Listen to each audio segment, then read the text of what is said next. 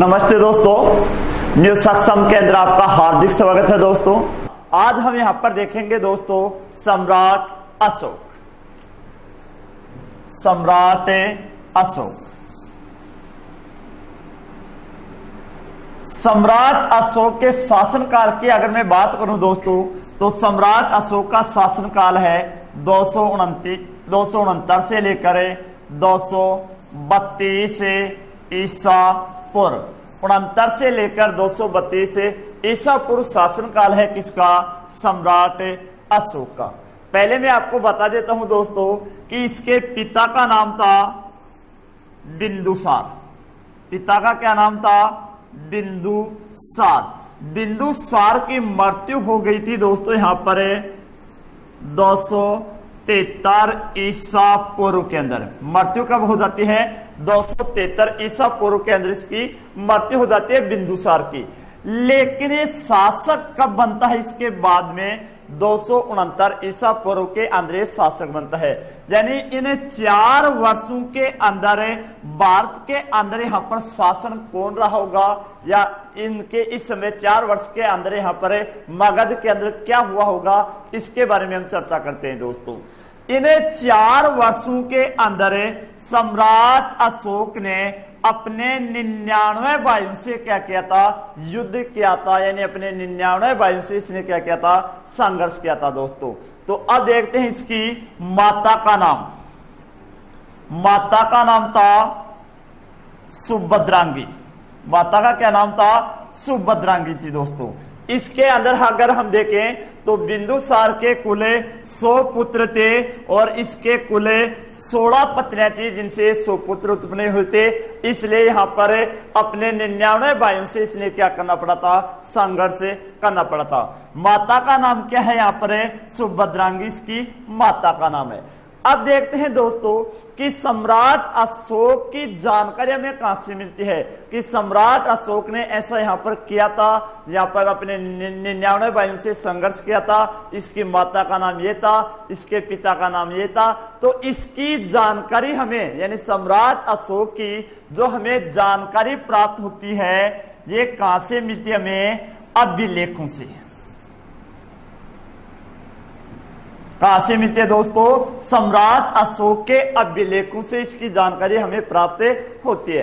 अब देखते हैं दोस्तों कि सम्राट अशोक को इन अभिलेखों की जानकारी कहां से प्राप्त हुई कि ऐसे शिलाओं के ऊपर कुछ लिखा होता है, यानी बड़ी बड़ी शिलाओं के ऊपर कुछ लिखा होता है जिसको हम क्या बोलते हैं? अभिलेख बोलते हैं। तो अब सम्राट अशोक को इन अभिलेखों की प्रेरणा कहां से प्राप्त हुई है? तो इसकी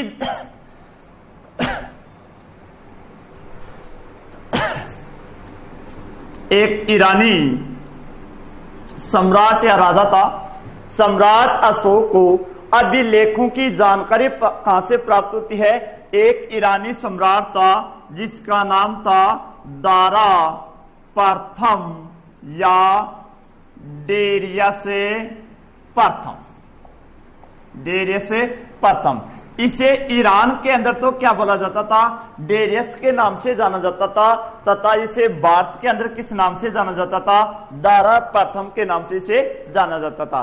तो क्वेश्चन बनता हमारा, सम्राट अशोक को अभिलेखों की प्रेरणा कहां से मिली थी? ईरानी सम्राट दारा प्रथम या डेरियस प्रथम से इसको जानकारी हमें प्राप्त हुई थी। अब देखते हैं दोस्तों कि सम्राट अशोक के जो अभिलेख हैं बड़ी बड़ी शिलाओं के ऊपर जो लिखे गए हैं, इन अभिलेखों की खोज पहली बार कब हुई थी? तो इनकी खोज पहली बार 1750 ईस्वी के अंदर हुई थी। खोज कब हुई थी? 1750 ईस्वी के अंदर सम्राट अशोक के अभिलेखों की खोज की गई थी। इन अभिलेखों की खोज करता कौन था? तो अभिलेखों को खोज करता था टिफेन थेलर। टिफेन थेलर के द्वारा इनकी क्या की गई थी? खोज की गई थी। अब देखते हैं दोस्तों सम्राट अशोक के अभिलेखों को पहली बार कब पढ़ा गया था? तो इनको पहली बार 1837 ईस्वी के अंदर पढ़ा गया था। पहली बार कब पढ़ा गया था? 1837 ईस्वी के अंदर इनको पहली बार पढ़ा गया था और पढ़ने वाला था जेम्स प्रिंसेप। जेम्स प्रिंसेप नामक विद्वान ने इनको पहली बार पढ़ा था दोस्तों। तो सम्राट अशोक के अभिलेखों की खोज कब की गई है? तो खोज 1750 ईस्वी के अंदर की गई थी और खोजकर्ता कौन था? टिफेन थेलर, एक अंग्रेज विद्वान था दोस्तों। इसके बाद में अभिलेखों को पहली बार कब पढ़ा गया था? 1837 ईस्वी के अंदर पढ़ा गया था और पढ़ने वाला कौन था? जेम्स प्रिंसेप नामक विद्वान को इन्हें पहली बार पढ़ा था दोस्तों। अब देखते हैं दोस्तों, सम्राट अशोक के अधिकांश अभिलेख हमें किस राज्य से प्राप्त होते हैं? सम्राट अशोक के अभिलेखों के अंदर कौन सी यहां पर लिपि का प्रयोग किया गया था, कौन सी यहां पर भाषा का प्रयोग किया गया है, इसके बारे में हम चर्चा करते हैं दोस्तों।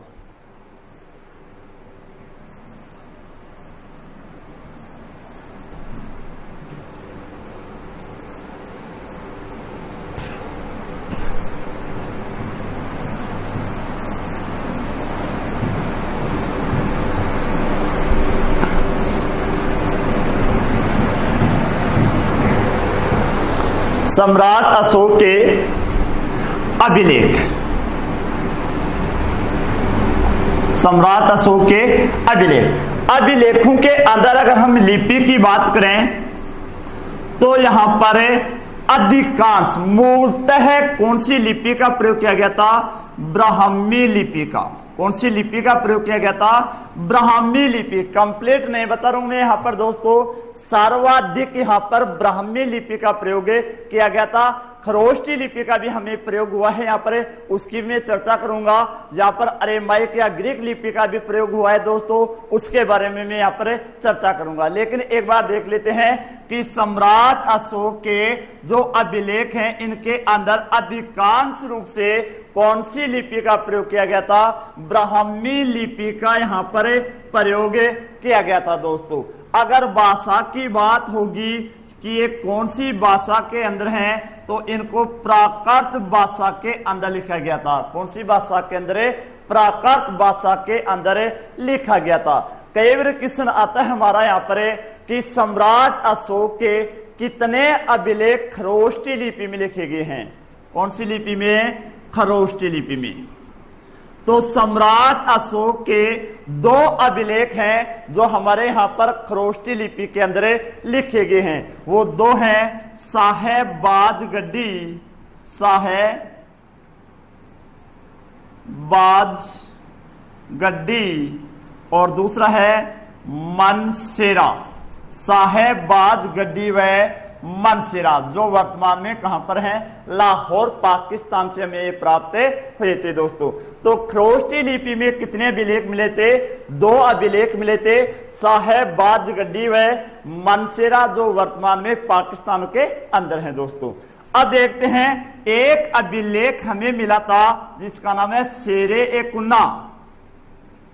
शेरे ए कुन्ना जो कंधार से प्राप्त हुआ था, और एक कौन सी लिपि के अंदर प्राप्त हुआ था? ग्रीक व अरेमाइक।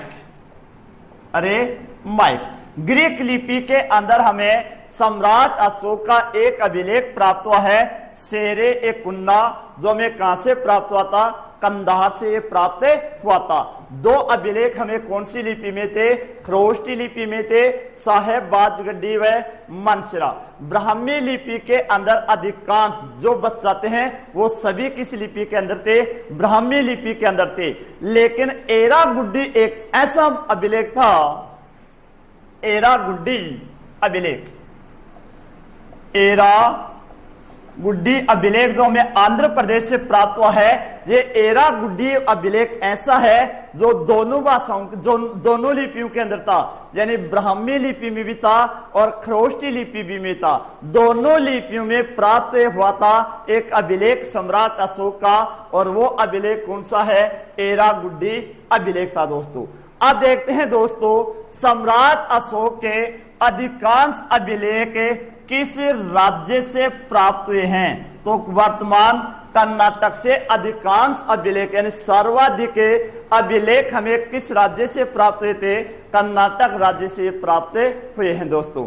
कई बार क्वेश्चन आता है कि ब्राह्मी लिपि किधर से किधर लिखी जाती है तथा खरोष्टी लिपि किधर से किधर लिखी जाती है। तो देखते हैं दोस्तों, ब्राह्मी लिपि व खरोष्टी लिपि लिखने के यहां पर दोस्तों दो ही तरीके होते हैं, या तो बाएं से दाईं तरफ या दाएं से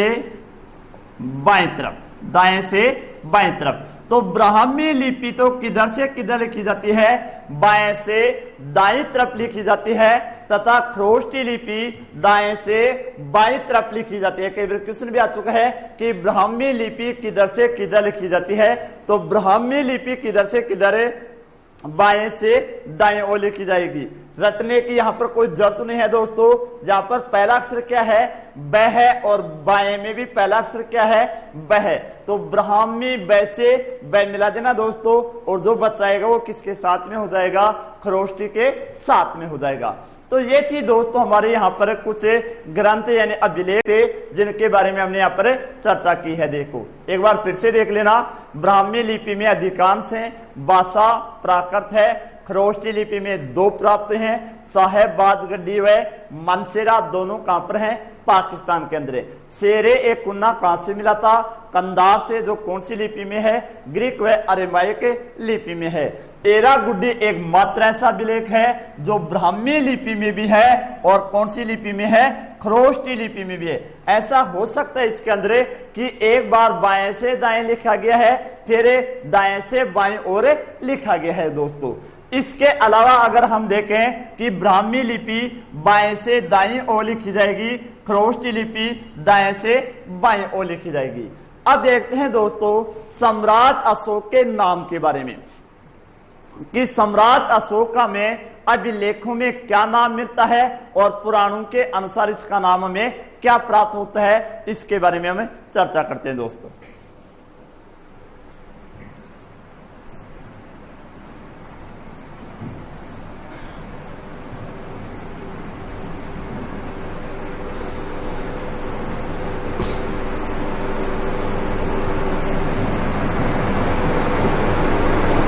सम्राट अशोक के नाम के बारे में पुराणों में देखें, सम्राट अशोक का नाम पुराणों में मिलता है अशोक वर्धन। अशोक वर्धन इसका नाम पुराणों में क्या प्राप्त होता है? अशोक वर्धन मिलता है। अगर अभिलेखों में देखें, अभिलेखों के अंदर है तो अभिलेखों में इसका नाम मिलता है देवानाम प्रियदर्शी। देवानाम प्रियदर्शी क्या नाम मिलता है? देवानाम प्रियदर्शी या प्रियदर्शी।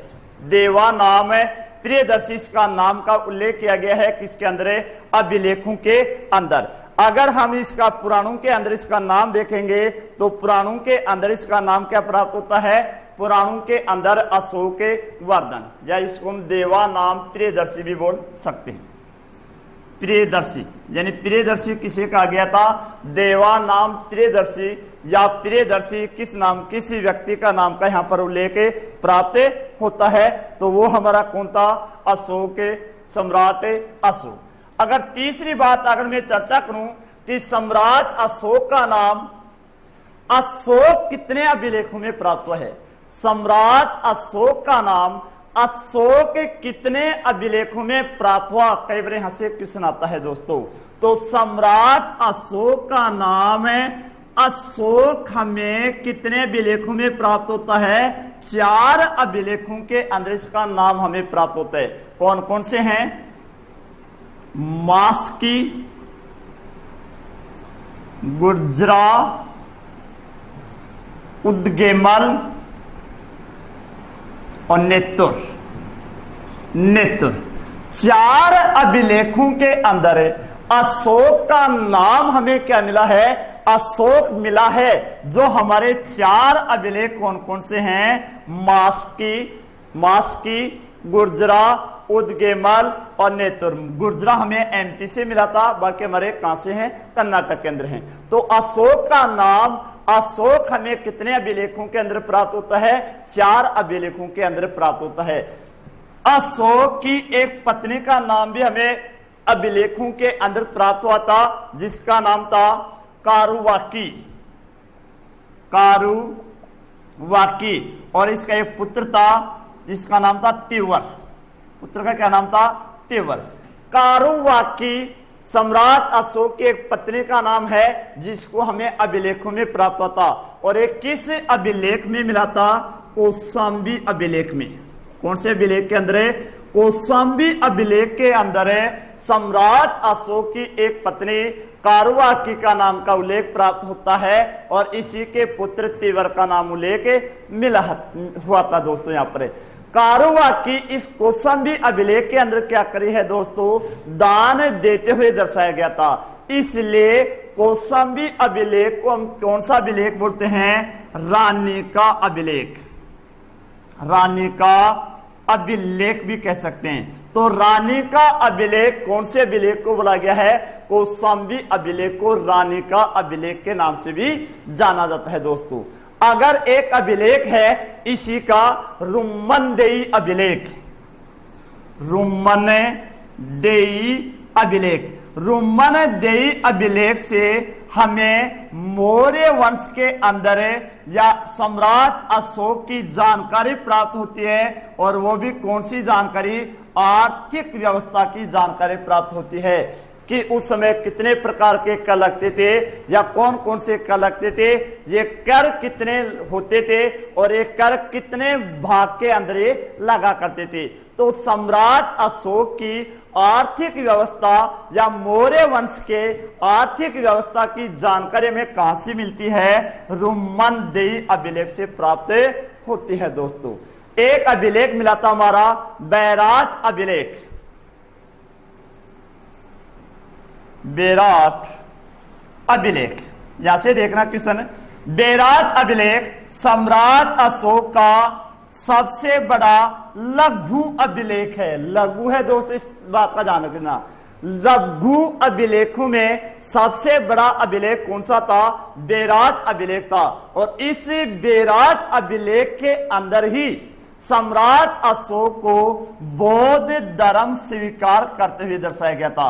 यानी सम्राट अशोक ने कौन सा धर्म स्वीकार किया था? बौद्ध धर्म स्वीकार किया था। इसका उल्लेख हमें कौन से अभिलेख से मिलता है? लघु अभिलेख है। कौन सा? बैराट अभिलेख। इससे हमें जानकारी प्राप्त होती है दोस्तों। अगले वीडियो के अंदर हम देखेंगे दोस्तों इसके अभिलेख, यानी इसके अभिलेखों को 3 भागों के अंदर बांटा गया था। ये कुल अभिलेख 16 हैं, 14 हैं या 8 हैं, इसके बारे में हम चर्चा करेंगे इसी अगले वीडियो के अंदर। स्तंभ लेख और गुहा लेखों के बारे में भी हम चर्चा करेंगे दोस्तों। थैंक्स दोस्तों।